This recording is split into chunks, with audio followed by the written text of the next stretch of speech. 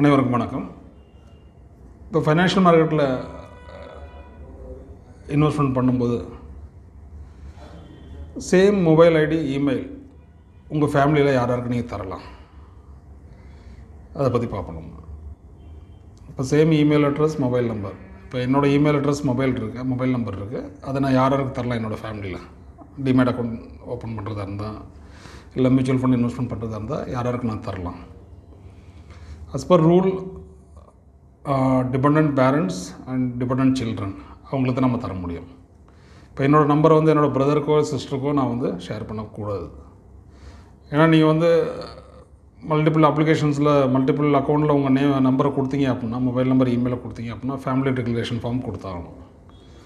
And family regulation ஃபார்மில் இவங்க exchange accept பண்ணிக்கிறது டிபெண்ட் பேரண்ட்ஸ், அதாவது என்னோடய பேரண்ட்ஸ்க்கு நான் தரலாம், என்னோடய சில்ட்ரன்ஸ்க்கு நான் தரலாம்.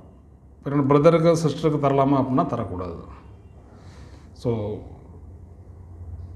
இது ரொம்ப இம்பார்ட்டண்ட் பாயிண்ட். ஏன்னா எல்லாருமே நம்ம அக்கௌண்ட் ஓப்பன் பண்ணும்போது, இப்போ வீட்டில் ஒரு 10 பேர் இருக்காங்கன்னா 10 பேருக்கும் ஒரே நம்பர், மொபைல் நம்பர், இமெயில் நம்ம மென்ஷன் பண்ணியிருப்போம். அந்த மாதிரி பண்ணோம் அப்படின்னா எக்ஸ்சேஞ்சில் நம்ம அக்கௌண்ட் இன்ஆக்டிவ் பண்ணிடுவாங்க. ஸோ அக்கௌண்ட் ஓப்பன் பண்ணும்போது ரொம்ப கேர்ஃபுல்லாக இருக்கணும். தேங்க்யூ ஃபார் வாட்சிங். தேங்க்யூ. ஷேர் பண்ணுங்கள், லைக் பண்ணுங்கள். மீண்டும் அடுத்த வீடியோவில் சந்திப்போம். தேங்க்யூ.